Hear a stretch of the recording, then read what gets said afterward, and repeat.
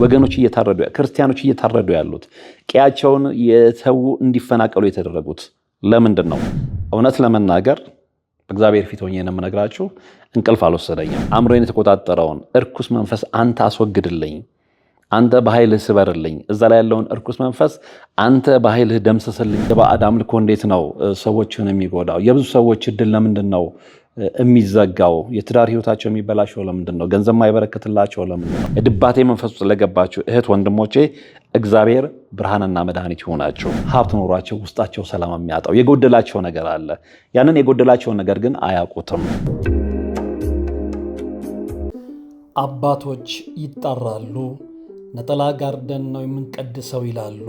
እናም እኛ በሞቀ ቤት ውስጥ እየኖርን ለአጋዕዝተ ሥላሴ እንዴት መሆን አቃተን ብለን ጥሪ ካስተላለፍንበት ዕለት ጀምሮ መቀነታችሁን ፈታችሁ፣ ከቤተሰቦቻችሁ በጀት ቀንሳችሁ፣ ወዳጅ ዘመዶቻችሁን አስቸግራችሁ፣ እነሆ ባላችሁን ገንዘብ ለ2 ሰዓታት ያህል በእግር እየተመላለስን ሲሚንቶ፣ ብረት፣ አሸዋና ድንጋይ እያመላለስን በእናንተ ድጋፍ የጀመርነው የሥላሴዎች ቤት እዚህ ደርሷል።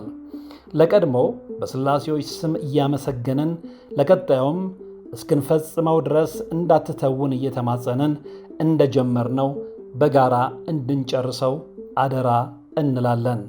አሁንም ድጋፋችሁ አይለየን። በሊቦ ከምከም ወረዳ የመስክየ ሥላሴ ቤተ ክርስቲያን አሰሪ ኮሚቴ። ሰላም ጤና ይስጥልን። በሀገር ውስጥና በመላው ዓለም የምትገኙ ወደ ቻናሌ ተከታታዮች ይኸው እግዚአብሔር ፈቅዶ ዛሬም ተገናኝተናል። እንግዲህ ለዛሬ ወደ እናንተ የማቀርበው እጅግ ወሳኝ የሆነ እጅግ ጠቃሚ የሆነ ትምህርት ነው። ይሄም ምንድን ነው? አንደኛ መዝሙረ ዳዊትን ለምንድን ነው የምንጸልየው?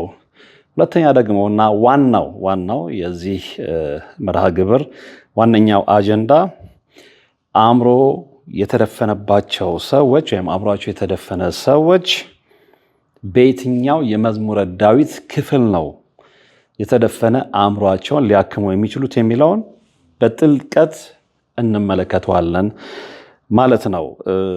መዝሙረ ዳዊት እጅግ ወሳኝ የሆነ የጸሎት መጽሐፍ እንደሆነ ይታወቃል። ስለዚህ ለምንድን ነው መዝሙረ ዳዊትን የምንጸልየው?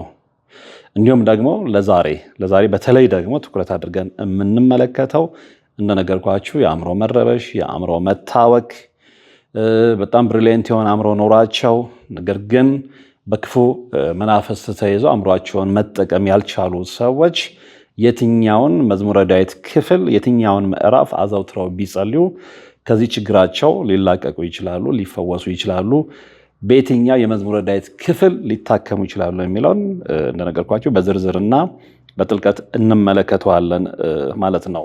የብዙ ሰዎች ችግር ነው የአእምሮ መረበሽ፣ የአእምሮ መታወክ፣ ለጭንቀት መዳረግ፣ ሐኪም የማያድነው። ብዙዎቹ ሐኪም ጋር ተመላልሰው መፍትሄ ያላገኙበት ችግር ነው። ነገር ግን ወደ መንፈሳዊ ዓለም ስንመጣ እንደዚህ አይነት ችግሮችን የሚቀርፉ እንደዚህ አይነት ችግሮችን መፍትሄ እንዲያገኙ የሚያደርጉ የቅዱስ መጽሐፍ ክፍሎች አሉ። ይሄ በደንብ የተመሰከረ ነው። ጥናትና ምርምር ያደረጉ ሰዎች የመሰከሩት ነው። በነገራችን ላይ እንግዲህ ወደፊት በሁለቱም ቻናሎች ላይ እንዲህ አይነት ጥልቅ የሆኑ ከዚህ በፊት ከማቀርበው በይዘት ለየት ያለ ሪሰርችን፣ ምርምርን በተለይ ደግሞ በውጭ ሀገር ሪሰርች መጽሐፎች ላይ ትኩረት ያደረጉ መርሃ ግብሮችን እንደማቀርብ ከወዲሁ ቃል ገባለሁ። ምክንያቱም ብዙ ነገሮችን ተመልክቻለሁ። ሰሞኑን ጊዜን እንደውም በጣም ያጠፋሁት በዛ ላይ ነው።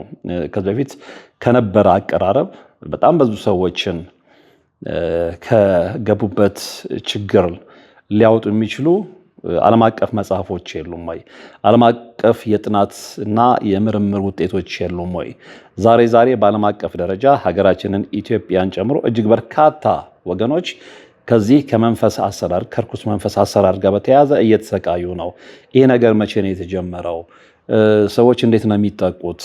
የዛር መንፈስ የሚባለው ምንድን ነው? በቤተሰብ አምልኮ ውስጥ የሚመጣው የባዕድ አምልኮ እንዴት ነው ሰዎችን የሚጎዳው? የብዙ ሰዎች እድል ለምንድን ነው የሚዘጋው? የትዳር ህይወታቸው የሚበላሸው ለምንድን ነው? ገንዘብ ማይበረከትላቸው ለምንድን ነው? በነገራችን ላይ ሁሌም ከሀገራችን አውድ አንጻር ነበር የምንመለከተው። ነገር ግን እንደነገርኳችሁ ይሄንን ሳምንት ዘግቼ ብዙ ነገሮችን ሪሰርች ሳደርግ በዓለም አቀፍ ደረጃ በጣም ተሰርቶበታል። እስከ መፍትሄው በጣም ብዙ መጽሐፎች ተጽፎባቸዋል። እና ይሄ በተለይ በእንደዚህ አይነት ሁኔታ ለሚሰቃዩ ሰዎች ትልቅ የምስራች ነው ብዬ አስባለሁ። እግዚአብሔር በፈቀደልኝ መጠን፣ እግዚአብሔር ጉልበት በሰጠኝ መጠን እንዲህ አይነት ነገሮችን እየተረጎምኩኝ በችግር ውስጥ ላሉ በሰይጣን አሰራር ለሚሰቃዩ ወንድም እህቶቼ እማቀውን ያነበብኩትን ያጠናሁትን እስከ መፍትሄው አቀርባለሁ ብዬ አስባለሁ።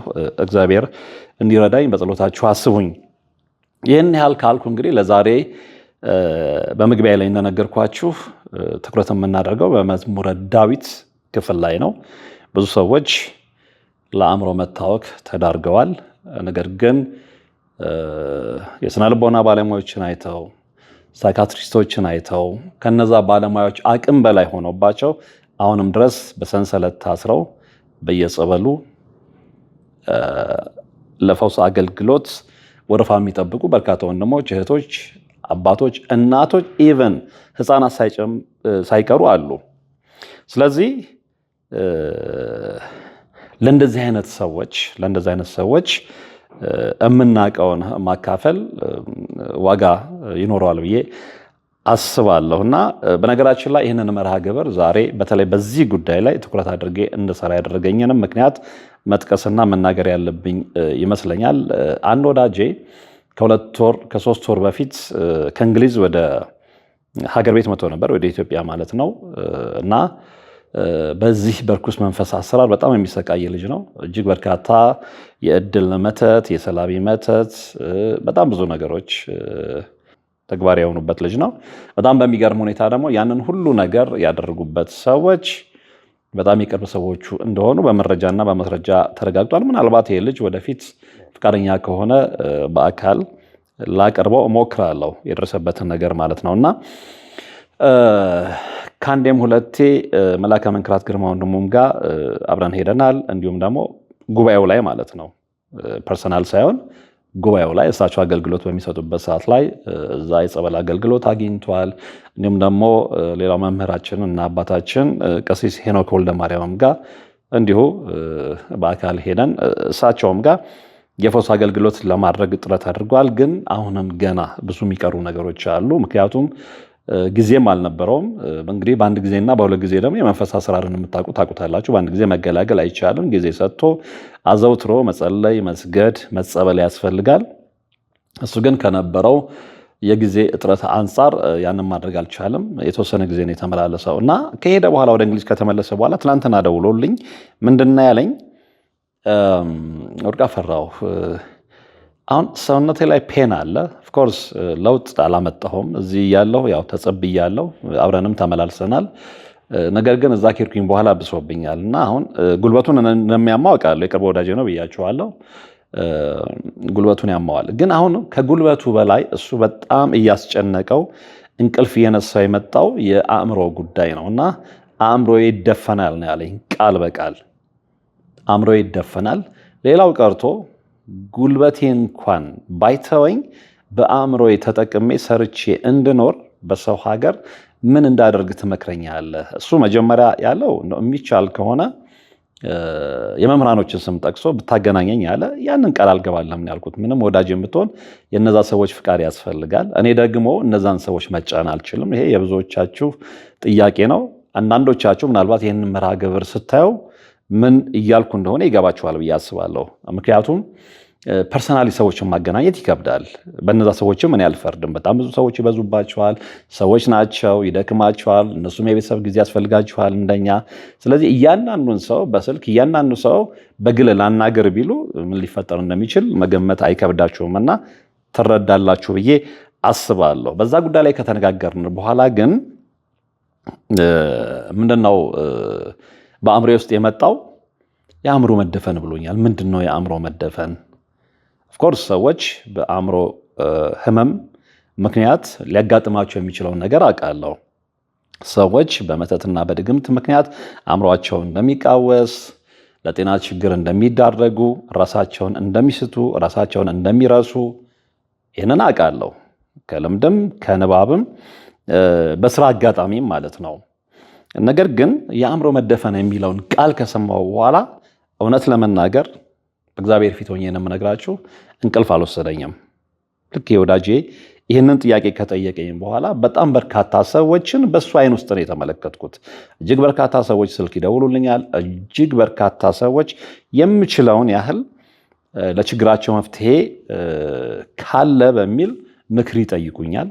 የቻልኩትን በንባብ ያልቻልኩትን ደግሞ አይ ከኔ የበለጠ በዚህ ጉዳይ ላይ እውቀት ያላቸው እነከሌ ናቸው ብዬ እነዛን ሰዎች እጠቁማለሁኝና ይሄ ወዳጄ ግን ይህንን ጥያቄ ከጠየቀኝ በኋላ እንቅልፍ መተኛት አልቻልኩም።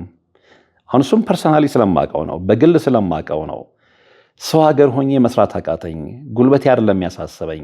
አእምሮዬን መጠቀም ከቻልኩ ቤትም ሆኜ ኦንላይን እንኳን እየሰራው ራሴን ማሻሻል እችላለሁ የሚል ነገር ነው የነገረኝና በሱ ውስጥ በርካታ አሜሪካ ያሉ፣ በርካታ ካናዳ ያሉ፣ በርካታ በአውሮፓ ያሉ፣ በርካታ በአረብ ሀገራት ውስጥ ያሉ እህት ወንድሞቼን ያሰብኳቸው ብዙዎቹ የዚህ ችግር ሰለባ እንደሆኑ በመገመት ማለት ነውና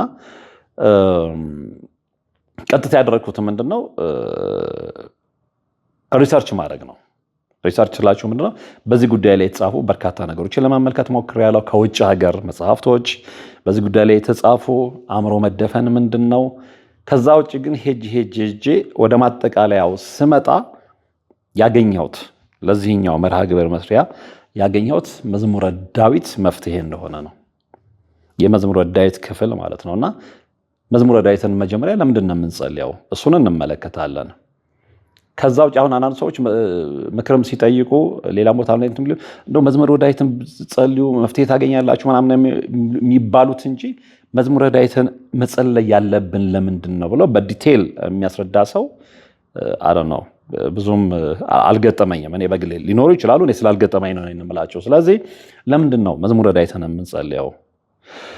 ፕላስ ወደ ዋናው ጉዳይ ስንመጣ ከወዳጄ ጥያቄ፣ ከወዳጄ ችግር፣ ከወዳጄ ጭንቀት ላይ ስነሳና ይሄ ጭንቀት የብዙዎች ይሆናል ብዬ ሳስብ ቀጥታ ሄድኩትኝ መዝሙረ ዳዊት የአእምሮ መደፈንን እንዴት ይመለከተዋል? ስለዚህ የአእምሮ መደፈንን፣ የአእምሮ መረበሽን፣ የአእምሮ መዘጋትን ይሄ እንግዲህ ከመተት ከድግምት ጋር በተያያዘ መሆኑንም እንዳትዘነጉ። እንዴት ነው ልንድን የምንችለው የሚለውን ነገር በዝርዝር ለመፈተሽ ሞከርኩ። ይህንን መልስ አገኘው። ስለዚህ በዚህ ችግር ውስጥ ያላችሁ እንደ ወዳጄ በሀገር ውስጥም በመላው ዓለም የምትኖሩ የእኔ ፕሮግራም ተከታታዮች እንደዚህ አይነት ተመሳሳይ ችግር ያለባችሁ ሰዎች በእርግጠኝነት የዛሬው መርሃ ግብር ለእናንተ ነው። ስለዚህ መዝሙረ ዳዊትን የግድ መጸለይ ይኖርባችኋል። የምትጸልዩት የመዝሙረ ዳዊት ክፍል ግን የትኛው ነው እነግራችኋለሁ እና ወደዛ ነው እማመራው። መጀመሪያ ከአጠቃላዩ ነው የምነሳው። መዝሙረ ዳዊትን ለምን እንጸልያለን ከሚለው ለብዙ ሰዎች ያው የግድ ግልጽ ማድረግ ስለሚኖርብኝ ማለት ነው። እንግዲህ የመዝሙረ ዳዊት ወሳኝ ጥቅምና ትርጉምን ካወቅን ለምን እንደምንጸልይ ስለሚገባን ምንም ሳናወላውል ምንም ሳንጠራጠር እንጸልያለን ማለት ነውና እንግዲህ እንደሚታወቀው መዝሙረ ዳዊት በኢትዮጵያ ኦርቶዶክስ ተዋሕዶ ቤተክርስቲያንና በመላው ክርስቲያን ማህበረሰብ ዘንድ ከምንጊዜውም በላይ ታላቅና ጥልቅ ቦታ አለው። ይህንን ብዙዎቻችሁ ትረዳላችሁ ብዬ አምናለሁ። በዕለት ከዕለት ህይወታችን በጸሎትና በስርዓተ አምልኮ ውስጥ የምንኖረው እኛ ወሳኝ ጥቅም ማግኘት የምንፈልግ ከሆነ የሚከተሉትን ዋና ዋና ነጥቦች ማወቅ ይኖርብናል። ለምንድን ነው የምንጸልየው የሚለውን መልስ ለማግኘት ማለት ነው። አንደኛው መዝሙረ ዳዊት የጸሎትና የውዳሴ መሰረት ስለሆነ ነው። ምን ማለት ነው? ይህንን ስንል ምን ማለት ነው? እንግዲህ መዝሙረ ዳዊት የሰው ልጅ ከፈጣሪው ጋር የሚነጋገርበት ፍጹም የሆነ የጸሎት መሳሪያ እንደሆነ ይታወቃል። ይህንን ማወቅ ይኖርብናል። አንደኛው ማለት ነው። ስለዚህ በዝርዝር ስንመለከተው እንግዲህ በውስጡ የምስጋና፣ የልመና፣ የንስሐ፣ የደስታና የሐዘን ስሜቶች ተካተውበታል ማለት ነው። ስለዚህ ስሜታችንን የምንጋራበት የመዝሙር ክፍል ነው ማለት ነው። ሌላው የምስጋና መገኛ ነው መዝሙረ ዳዊት። ይሄ ማለት ምን ማለት ነው? እንግዲህ ፈጣሪን በቅንነትና በታላቅ ክብር ለማመስገን እግዚአብሔርን አመስግኑት የሚሉና የእግዚአብሔርን ታላቅነት የሚዘክሩ መዝሙራት ቀዳሚውን ስፍራ ይይዛሉ በመዝሙረ ዳዊት ውስጥ ማለት ነው። ለዚህም ነው መዝሙረ ዳዊት ላይ ትኩረት የምናደርገው። ሌላው ምንድነው እንግዲህ የመንፈስ ቅዱስ ረድኤትና የሰላም ምንጭ ስለሆነ ነው መዝሙረ ዳዊት። ይህንም በደንብ እንድትገነዘቡ እፈልጋለሁ። መዝሙረ ዳዊት የመንፈስ ቅዱስ ረድኤትና የሰላም ምንጭ ነው። ስለዚህ ለተረበሸ አእምሮ፣ ለታወከ አእምሮ ሰላም ያስፈልገዋል። መዝሙረ ዳዊት ደግሞ የሰላም ምንጭ ከሆነ ግዴታ ወደ መፍትሄው ስለሚወስደን፣ ስለሚያክመን፣ ሳንጠራጠር ከደገምነው ከጸለይነው ስለሚያድነን የመንፈስ ቅዱስ ረድኤትነትንና የሰላም ምንጭነቱን ተገንዝበን መዝሙረ ዳዊትን እንጸልያለን ማለት ነው፣ እንደግማለን ማለት ነውና በጭንቀት በፈተና በሐዘን ወቅት መዝሙረ ዳዊትን መድገም ልብ አድርጉ ለነፍስ ታላቅ ረፍትንና ሰላምን ይሰጣል ማለት ነው። ስለዚህ የተጨነቀ ነፍስ ሲኖረን፣ የታወከ አእምሮ ሲኖረን መዝሙረ ዳዊትን የምንጸልይበት አንደኛው ምክንያት ለነፍስ ታላቅ ረፍትንና ሰላምን ስለሚሰጥ ነው። ይህንን በደንብ መረዳት ይኖርብናል። ሌላው ምንድነው እንግዲህ ከአእምሮ መረጋጋትም ጋር በቀጥታ ይገናኛል መዝሙረ ዳዊት። በተለይ እንደ መዝሙር 22 እግዚአብሔር እረኛዬ ነው ያሉ ክፍሎች በሰውኛ ሕይወት ውስጥ የሚገጥሙትን ተስፋ መቁረጥና ፍርሃት አስወግደው ውስጣዊ ሰላምን ያሰፍናሉ። ስለዚህ ስለ ውስጣዊ ሰላም ነው አለ የተነጋገርን ያለ ነው። ስለ አእምሮ መታወክ፣ ከአእምሮ መታወክ እንዴት መውጣት አለብን ስለሚለው ነው አይደል የተነጋገርን ያለ ነው። ስለዚህ መዝሙር 22ን ስንመለከት እግዚአብሔር እረኛዬ ነው የሚለውን ጨምሮ እዛ አካባቢ ያሉ ክፍሎች በሰውኛ ሕይወት ውስጥ የሚገጥሙትን ተስፋ መቁረጥና ፍርሃት አስወግደው ውስጣዊ ሰላምን ስለሚያሰፍኑ መዝሙረ ዳዊትን የግድ መድገም ይኖርብናል ማለት ነው። ሌላው ምንድነው መዝሙረ ዳዊትን የምንደግምበት ወይም ደግሞ የምንጸልይበት ምክንያት ከክፉ መንፈስ መጠበቂያ መሳሪያችን ስለሆነ ነው። ይህንንም በደንብ ማወቅ መቻል ይኖርብናል እና እንግዲህ በቤተክርስቲያን አስተምሮ መዝሙረ ዳዊት መንፈሳዊ ውጊያዎችን ለማሸነፍ ከክፉ መናፍስት መጻረር ለመጠበቅ እንደ ጋሻና ጦር ስለሚያገለግለን መዝሙረ ዳዊትን አዘውትረን መጸለይ መድገም ይኖርብናል ማለት ነው። እዚህ ጋር ያው መጽሐፍ ቅዱስ ሁሌም ስንነጋገር እንግዲህ ሕይወትና እውነት ነው እንላለን አለ። ከዚህ ሕይወትና እውነት ውስጥ ደግሞ ጨልፈን ስንመለከት የንጉሥ ሳኦልን ታሪክ እናገኛለን ማለት ነው። እንግዲህ ብዙዎቻችሁ እንደምታስታውሱት በተለይ መጽሐፍ ቅዱስን አዘውትራችሁ የምታነቡ ሰዎች ንጉሥ ሳኦል በክፉ መንፈስ በታወከ ጊዜ ዳዊት በበገና መዝሙር ያረጋጋው እንደነበረ የሚታወስ ነው እና ስለዚህ የመዝሙረ ዳዊት ኃይል ከዛ ጊዜ ጀምሮ የሚታወቅ ነው፣ ተግባራዊ የሚሆን ነው ማለት ነው። ሌላው መዝሙረ ዳዊትን የምንደግምበት ወይም የምንጸልይበት ምክንያት ምንድን ነው? የትንቢትና የነገረ መለኮት ትምህርት ስለሆነ ነው እና መዝሙረ ዳዊት ዝም ብሎ የቅኔ ወይም የዜማ መጽሐፍ ብቻ ሳይሆን ታላቅ የሆነ ጥልቅ የሆነ የትንቢት መጽሐፍ መሆኑንም መረዳት ይኖርብናል። ለምሳሌ ስለ ክርስቶስ የተነገሩ ትንቢቶችን መመልከት እንችላለን በመዝሙረ ዳዊት ውስጥ ማለት ነው እና ለምሳሌ ስለ ኢየሱስ ክርስቶስ መወለድ፣ መሰደድ፣ መሰቀል፣ መሞት፣ መነሳትና ማድረግ በግልጽ የተነገሩ ትንቢቶች በመዝሙረ ዳዊት ውስጥ በስፋት ይገኛሉ ማለት ነው። እንግዲህ ይህ ደግሞ ምዕመናን ስለ ድህነት ወይም ደግሞ ደህንነት ሚስጥር ያላቸውን እውቀት ያሳድጉበታል ማለት ነው። ስለዚህ መዝሙረ ዳዊትን እንጸልያለን እንደግማለን ማለት ነው በዚህ ምክንያት። ሌላው መዝሙረ ዳዊትን የምንጸልይበት ወይም ደግሞ የምንደግምበት ዋና ምክንያት የንስሐና የሕይወት መመሪያችን ስለሆነ ነው። ለክርስቲያኖች ለኦርቶዶክስ ተዋህዶ እምነት ተከታዮች የንስሐና የሕይወት መመሪያችን ነው መዝሙረ ዳዊት። ስለዚህ አዘውትረን እንጸልየዋለን፣ አዘውትረን እንደግመዋለን ማለት ነው እና የሰው ልጅ እንግዲህ ስህተት ሲሰራ ወደ ፈጣሪው ተመልሶ ምሕረትን የሚለምንበትን መንገድ ያስተምራል መዝሙረ ዳዊት። ስለዚህ የግድ መዝሙረ ዳዊትን መድገም ይኖርብናል ማለት ነው። እዚህ ላይ ሌላው ልናነሳው የሚገባ ነገር ምንድን ነው? መዝሙረ ዳዊት የንስሐ አምሳያ ነው። ይሄ ማለት ምንድን ነው? ለምሳሌ መዝሙር 50 ላይ ብንመለከት አምላኬ ሆይ እንደ ቸርነትህ መጠን ማረኝ የሚለውን ክፍል እናነባለን እና አንድ ሰው በበደል ውስጥ ቢገኝ እንኳን ፍጹም ትሕትናን ተላብሶ እንዴት ይቅርታን ማግኘት እንደሚችል የሚያሳይ ፍጹም የሆነ መመሪያ ነው ማለት ነው። ስለዚህ በዚህና በሌሎችም ምክንያቶች መዝሙረ ዳዊትን አዘውትረን መጸለይ መድገም ይኖርብናል። እርግጠኛ ነኝ ለምን እንደምንጸለይ አሁን በከፊል የተረዳችሁ ይመስለኛል። እንግዲህ ባጭሩ ጠቅለለን ስንመለከተው መዝሙረ ዳዊት የሰው ልጅ ከፈጣሪው ጋር የሚገናኝበት የመንፈሳዊ ሕይወት መነጽር፣ የልብን ጭንቀት የሚያስወግድ የነፍስ መድኃኒትና ክፉን ነገር ሁሉ የምናሸንፍበት መንፈሳዊ መሳሪያ ነው። ስለሆነ መዝሙረ ዳዊትን አዘውትረን መድገምና መጸለይ ይኖርብናል ማለት ነው። ስለዚህ መዝሙረ ዳዊትን ለምን እንጸልየዋለን የሚለውን በደንብ አብራርቼ የነገርኳችሁ ይመስለኛል በዛሬው መርሃ ግብር። ስለዚህ ይህን ያህል መዝሙረ ዳዊትን በመድገም ላይ ከተስማማን ቅድም ወደ አነሳሁት የብዙ ሰዎች ችግር ወደሆነው የመዝሙረ ዳዊት ክፍል እንሄዳለን ማለት ነው። የአእምሮ መደፈንን የምናክምበት ለአእምሮ መደፈን መፍትሄ የምንፈልግበትን የመዝሙረ ዳዊት ክፍል እንመለከታለን። ልክ እንደ ወዳጄ ማለት ነው። የአእምሮ መታወክ ለደረሰባቸው፣ የአእምሮ መረበሽ ለደረሰባቸው፣ መስራት እየፈለጉ በአእምሮ መታወክ፣ በሽብር፣ በፍርሃት መነሻው ምን እንደሆነ ባልታወቀ ፍርሃት እየተጨነቁ ከስራ ገበታቸው ላይ ለተነሱ፣ መስራት ለተሳናቸው፣ በጣም ልም ያለ ድብርት ውስጥ ላሉ ወገኖቻችን ይሄንን ማካፈል ግድ ይሆንብናልና ስለዚህ ለአእምሮ መደፈን መፍትሄ የሚሆነው የመዝሙረ ዳዊት ክፍሌቱ ነው የሚለውን ነው በቀጣይነት የምንመለከተው። እንግዲህ አሁንም በኢትዮጵያ ኦርቶዶክስ ተዋሕዶ ቤተክርስቲያን መንፈሳዊ ስነ ልቦና የትምህርት መሰረት የአእምሮ መደፈን ይሄ ማለት እንግዲህ በውስጡ ምንድነው? የሐሳብ መታወክን፣ ጭንቀትን፣ ትኩረት ማጣትን፣ የውስጥ ሰላም መታወክን ያጠቃልላል።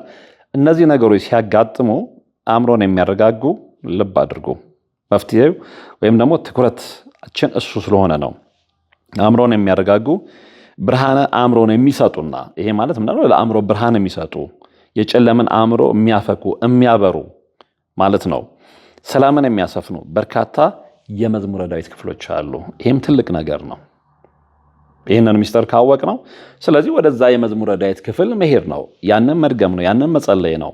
ያንን በተሰበረ ልብ ውስጥ ሆኖ እየጸለዩ እግዚአብሔርን መማፀን ነው። አእምሮ ላይ ያለውን አእምሮን የተቆጣጠረውን እርኩስ መንፈስ አንተ አስወግድልኝ፣ አንተ በኃይልህ ስበርልኝ፣ እዛ ላይ ያለውን እርኩስ መንፈስ አንተ በኃይልህ ደምስስልኝ እያለን የምንጸልየው የጸሎት ክፍል ነው። ስለዚህ እንግዲህ ለዚህ አይነቱ ሁኔታ በተለይ የሚመረጡትና የሚጸለዩት ዋና ዋና የዳዊት ክፍሎች ወይም ደግሞ የመዝሙረ ዳዊት ክፍሎች የሚከተሉት ናቸውና አንደኛው ልብ ብላችሁ እንድትሰሙኝ ይፈልጋለሁ።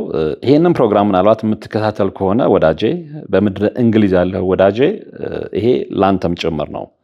እንዳንተ ለተቸገሩ ወንድም እህቶቼ፣ እናት አባቶቼም ጭምር ነው። ስለዚህ አንደኛው መዝሙር 22 ነው። እንግዲህ መዝሙር 22 ላይ እግዚአብሔር እረኛዬ ነው የሚል ጽሑፍ አለ። ይህ መዝሙር በጭንቀትና በግራ መጋባት በዲፕሬሽን እንግዲህ ዘመናዊው ዓለም ያው ዲፕሬሽን ድባቴ ነው የሚለው። በግራ መጋባት በድባቴ ወቅት በውስጣችን ፍጹም እረፍትና መረጋጋትን ለመፍጠር ትልቅ ኃይል አለው። ልብ ብላችሁ ስሙኝ። በአእምሮ መታወክ ውስጥ ላላችሁ፣ አእምሯችሁ ሰላም ላጣ፣ መረጋጋት ለተሳናችሁ፣ ተረጋግታችሁ ስራ መስራት ላቃታችሁ፣ ስራችሁ ላስጠላችሁ፣ የስራ ገበታችሁ ላስጠላችሁ፣ ቤታችሁን ዘግታችሁ፣ ሬስቶራንታችሁን ዘግታችሁ፣ ሱቃችሁን ዘግታችሁ፣ ቢሮአችሁን ዘግታችሁ፣ እቤታችሁ ውስጥ በብርድ ልብስ ጥቅልል ብላችሁ ለተኛችሁ ይሄ ለእናንተ ነው። በደንብ እንድታዳምጡኝ እፈልጋለሁ። በእንደዚህ አይነት ሁኔታ ሰለባ የሆኑ በርካታ ሰዎችን አውቃለሁ። በግል ደውላችሁ ያገኛችሁኝ ያላችሁ፣ ሰፈሬ ድረስ መጥታችሁ ያነጋግራችሁኝ ያላችሁ፣ አሁንም በባህር ማዶ ሆናችሁ ችግራችሁን ያካፈላችሁኝ ወገኖች ያላችሁ፣ ይሄ ለእናንተ ነው። በተለይ ስራችሁ አስጠልቷችሁ ያለምንም ምክንያት ሬስቶራንታችሁን፣ ሆቴላችሁን፣ ይሄንን ስል እነማንን እያልኩ እንደሆነ ከኔ ጋር የተነጋገራችሁ ሰዎች ይገባችኋል። እናንተን ነው። በእናንተ ውስጥ ደግሞ ሌሎችም ጭምር እኔን ያገኙኝም ያላገኙኝም፣ ነገር ግን በዚህ ችግር ውስጥ እያለፉ ያሉ ወገኖች እነሱን የሚመለከት ነውና ይሄ ክፍል ወይም ደግሞ መዝሙሩ 22 እግዚአብሔር እረኛዬ ነው የሚለው ክፍል በግራ መጋባት ወቅት በውስጣችን ፍጹም እረፍትንና መረጋጋትን ለመፍጠር ትልቅ ኃይል እንዳለው ልናውቅ ይገባል። አእምሮ በሐሳብ ሲጨነቅ ነፍስን የሚያሳርፍ ክፍል ነው ማለት ነው። ስለዚህ ነፍሴን መለሳት፣ ስለ ስሙም በጽድቅ መንገድ መራኝ። ይሄ መዝሙር 22:3 ላይ ያለ ጥቅስ ነው። ይህንን ደጋግመን መድገም መጸለይ ይኖርብናል። ሁለተኛው መዝሙር 26 ነው። እግዚአብሔር ብርሃኔና መድኃኒቴ ነው። እግዚአብሔር ብርሃንና መድኃኒት ሆናችሁ በጭንቅ ውስጥ ላላችሁ፣ መስራት እየፈለጋችሁ ለተሳናችሁ፣ በክፉ ሰዎች እርኩስ ስራ ቅድም እንዳልኩት ሬስቶራንታችሁን፣ ሆቴላችሁን፣ ድርጅታችሁን፣ ሱቃችሁን ዘግታችሁ እስርስር ብላችሁ እቤታችሁ ለተቀመጣችሁ፣ ግራ ለገባችሁ፣ አእምሯችሁ ለታወቀ የድባቴ መንፈስ ውስጥ ለገባችሁ እህት ወንድሞቼ እግዚአብሔር ብርሃንና መድኃኒት ይሆናችሁ።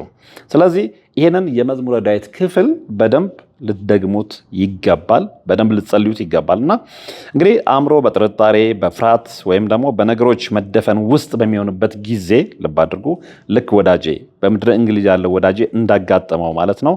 እግዚአብሔር የልብንና የአእምሮን ጨለማ አስወግዶ ልብ አድርጎ ብርሃን እንዲሰጥ የሚጸለይበት ድንቅ የሆነ የመዝሙር ክፍል ነው። እደግመዋለሁ። አእምሮ በጥርጣሬ በፍርሃት ወይም በነገሮች መደፈን ውስጥ በሚሆንበት ጊዜ ግራ ሲገባን ማለት ነው።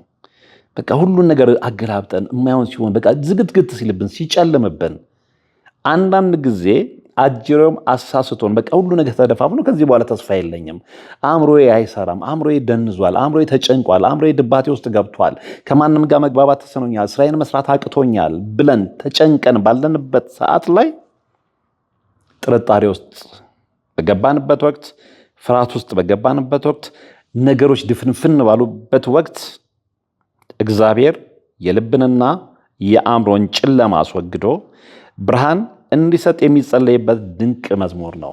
ለእግዚአብሔር ምስጋና ይግባው፣ ክብሩን እሱ ይውሰድ።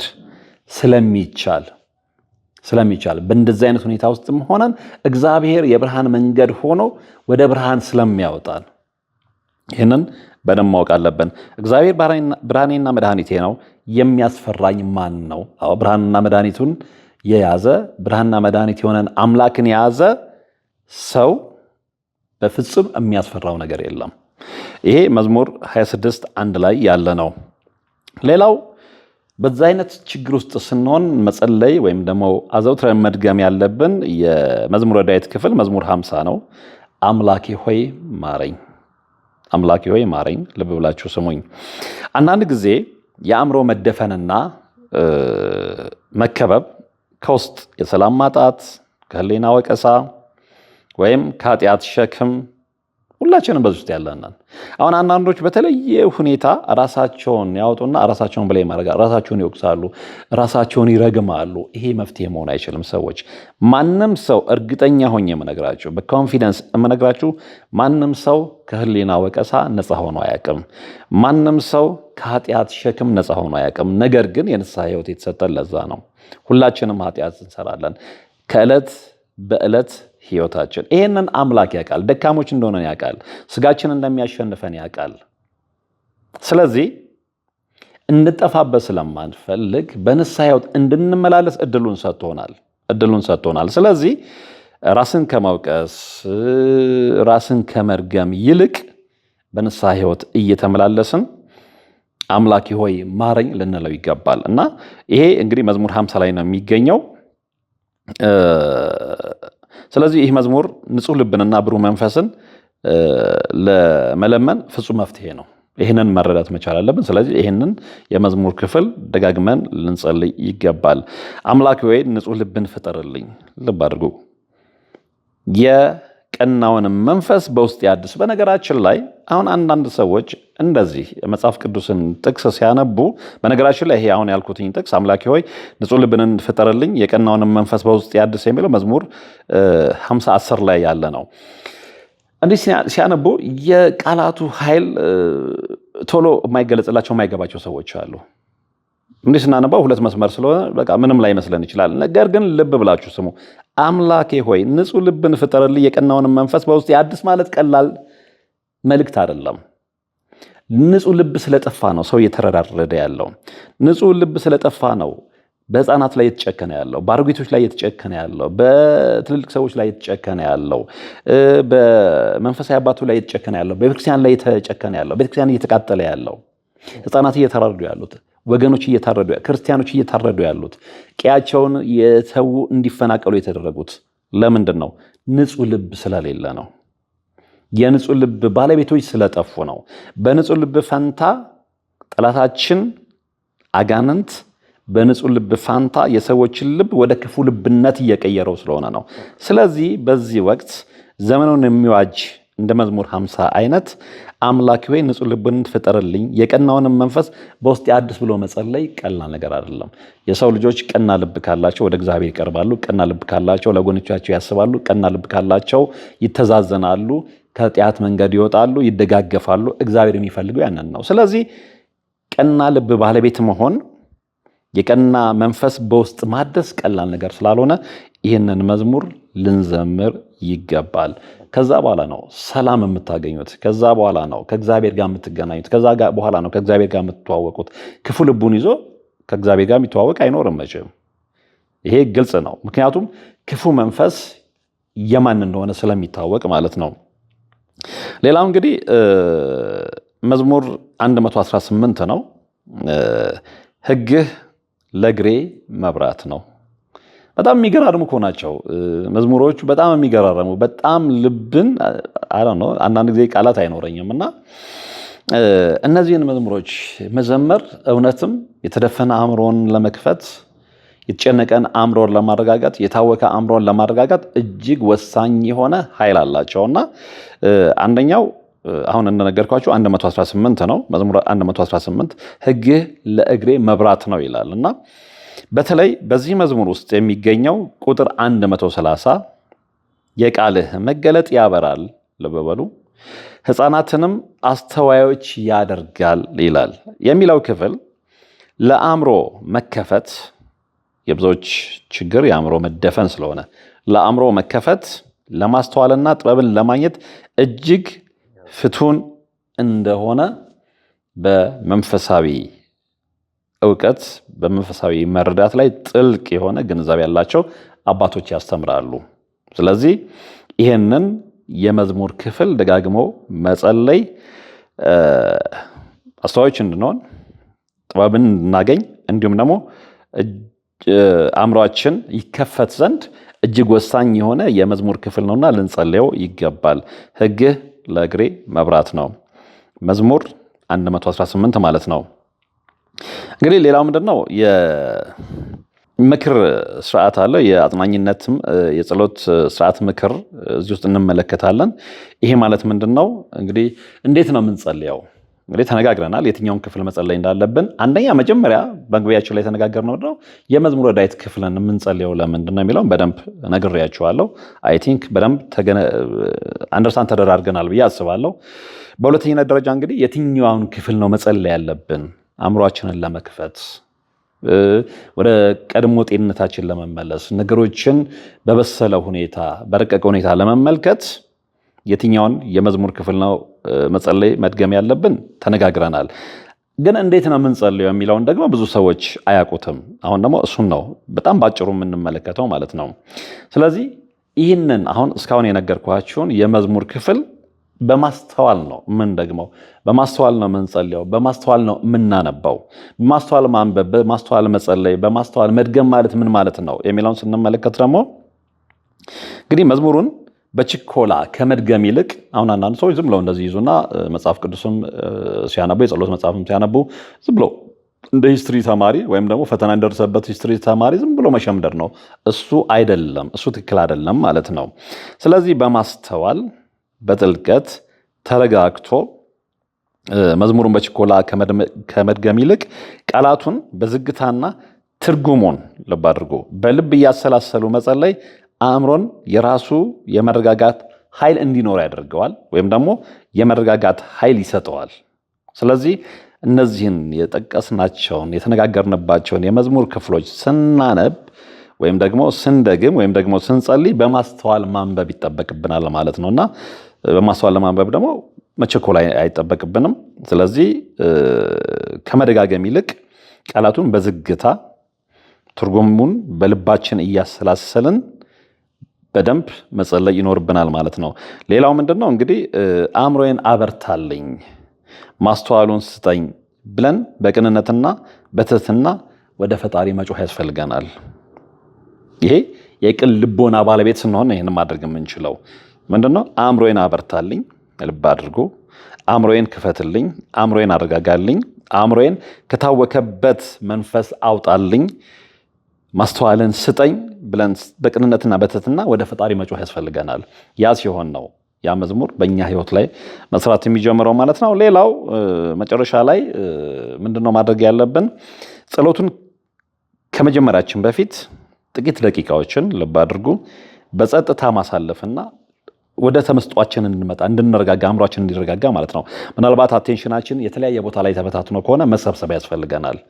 ቀጥታ አእምሯችን እንደተበታተነ አቴንሽናችን እንደተበታተነ ዝም ብለን መተን የምንሄድ ከሆነ ያው በችኮላ መድገም ነው የሚሆነው። እሱ ትክክል አይደለም ተባብለናል እና ስለዚህ ጸሎታችንን ከመጀመራችን በፊት የተነጋገርንባቸውን ምዕራፎች ከማንበባችን በፊት ከመድገማችን በፊት ጥቂት ደቂቃዎችን ወስደን እረፍት አድርገን በጸጥታ ማሳለፍ፣ ትንፋሽንን ማስተካከል፣ አእምሯችንን ከተበታተነ ሐሳብ ወደ አንድ አምጥተን ለጸሎት ዝግጁ ማድረግ ይጠበቅብናል ማለት ነውና እነዚህን መንገዶች ተከትለን የመዝሙረ ዳዊት የጠቀስናቸውን የተነጋገርንባቸውን የመዝሙረ ዳዊት ክፍሎች አዘውትረን የምንጸልይ ከሆነ ላነሳነው ችግር፣ ለአእምሮ መታወክ፣ ለአእምሮ ጭንቀት፣ ለድባቴ በአጠቃላይ ግን ጠቅለንን በአንድ ማቀፍ በአንድ ቅርጫት ውስጥ ስንከተው ደግሞ ለአእምሮ መደፈን እጅግ በጣም ወሳኝ የሆነ መፍትሄ ይሆናል ማለት ነው። እግዚአብሔር ከእናንተ ጋር ይሁን። ለዛሬ ወደ እናንተ ያቀረብኩት እጅግ ወሳኝ የሆነ መርሃ ግብር እጅግ ወሳኝ የሆነ ምክር አንብቤም ተዘጋጅቼም ቢሆን የተከታተላችሁት ነበረ። እርግጠኛ ነኝ በአእምሮ ጭንቀት ውስጥ ላላችሁ ሰዎች መፍትሄ ይሆናል ብዬ አስባለሁ። በቀጣይነት ደግሞ እንዲሁ ሪሰርች እያደረግን እያጠናን መጽሐፍ ቅዱስንም ሌሎች በዚህ ጉዳይ ላይ የተጻፉ የውጭ ሀገር መጽሐፍቶችንም እንደምንም እየተረጎምን እንማማራለን ማለት ነው። ከእናንተ የሚያስፈልገው እንግዲህ እጅግ በጣም ወሳኝ የሆነ መርሃ ግብር ስለሆነ በሁለቱም ቻናል ላይ በወርቅ አፈሮ ሁለትም በዚህኛውም ላይ የማቀርበው ከእናንተ የሚጠበቀው በተለይ አዲስ የሆናችሁ ሰብስክራይብ እያደረጋችሁ ፕሮግራም ሲጀምሩ ላይክ እያደረጋችሁ ሌሎች እንድታጋሩ ነው። ብዙ ሰው ጋር መድረስ አለበት። ብዙ ሰዎች ጋር የሚደርሱ መርሃ ግብሮች እንኳን እንዲጠቃሚ የሆኑ መርሃ ግብሮች ይቅሩና ዓለማዊ የሆኑ እንግዲህ ሌሎችን ለማሳነስ አይደለም። ነገር ግን አንዳንድ ጊዜ በህይወታችን አስገብተን ስንመለከታቸው ምንም ፋይዳ የሌላቸውም ይዘቶች ሰዎች ጋር በብዙ መጠን ይዳረሳሉ እና እንዲህ አይነት ደግሞ ለብዙ ሰዎች የስጋም የነፍስም ምግብ የሚሆኑ መርሃ ግብሮች የኔም ብቻ አይደለም እያልኳቸው ያለሁት በእንደዚህ ጉዳይ ላይ የሚያስተምሩ ወንድሞችንም ትምህርት አዘውትራችሁ ልትከታተሉ ለብዙ ሰዎች ልታዳርሱ ያስፈልጋል። በዚህ ዘመን ላይ መንቃት ይኖርብናል። በዚህ ዘመን ላይ መንፈሳዊ ህይወታችን ላይ አይናችንን ልናበራ ይገባል። ያ የማይሆን ከሆነ ግን እርግጠኛው የኔም ነግራችሁ የህይወት ትርጉሙ ይጠፋብናል። ለዚህም ነው ብዙ ሰዎች ገንዘብ ኖሯቸው ሀብት ኖሯቸው ውስጣቸው ሰላም የሚያጣው የጎደላቸው ነገር አለ። ያንን የጎደላቸውን ነገር ግን አያውቁትም። የጎደለንን ነገር ለማወቅ ፊታችንን ወደ እግዚአብሔር መመለስ ይኖርብናል። ያንን የጎደለንን ነገር ያሳውቀናል። ያንን የጎደለንን ነገር ማሳወቅ ብቻ ሳይሆን ያንን የጎደለንን ነገር እንዴት አድርገን መሙላት እንዳለብንም ይነግረናል። ስለዚህ ለዚህም ነው እጅግ በጣም ጠቃሚ የሆኑ መርሃ ግብሮችን አዘውትራችሁ ልትከታተሉ ሌሎች ልታዳርሱ ልትማማሩበት ይገባል የምለው። አብራችሁኝ ስለነበራችሁ ወደፊትም አብራችሁኝ ስለምትሆኑ በእግዚአብሔር ስም አመሰግናለሁ። በቀጣይ በሌላ እንዲህ አይነት እጅግ ጠቃሚ የሆነ መርሃ ግብር፣ መረጃ፣ ትምህርት እንገናኛለን። እስከዛው በያላችሁበት ሁሌም እንደምላችሁ ሰላም ሆኑልኝ። አበቃው። አባቶች ይጠራሉ፣ ነጠላ ጋርደን ነው የምንቀድሰው ይላሉ። እናም እኛ በሞቀ ቤት ውስጥ እየኖርን ለአጋስተ ሥላሴ እንዴት መሆን አቃተን ብለን ጥሪ ካስተላለፍንበት ዕለት ጀምሮ መቀነታችሁን ፈታችሁ ከቤተሰቦቻችሁ በጀት ቀንሳችሁ ወዳጅ ዘመዶቻችሁን አስቸግራችሁ እነሆ ባላችሁን ገንዘብ ለ2 ሰዓታት ያህል በእግር እየተመላለስን ሲሚንቶ፣ ብረት፣ አሸዋና ድንጋይ እያመላለስን በእናንተ ድጋፍ የጀመርነው የሥላሴዎች ቤት እዚህ ደርሷል። ለቀድሞ በሥላሴዎች ስም እያመሰገንን ለቀጣዩም እስክንፈጽመው ድረስ እንዳትተውን እየተማጸንን እንደጀመርነው በጋራ እንድንጨርሰው አደራ እንላለን። አሁንም ድጋፋችሁ አይለየን። በሊቦ ከምከም ወረዳ የመስኪየ ሥላሴ ቤተ ክርስቲያን አሰሪ ኮሚቴ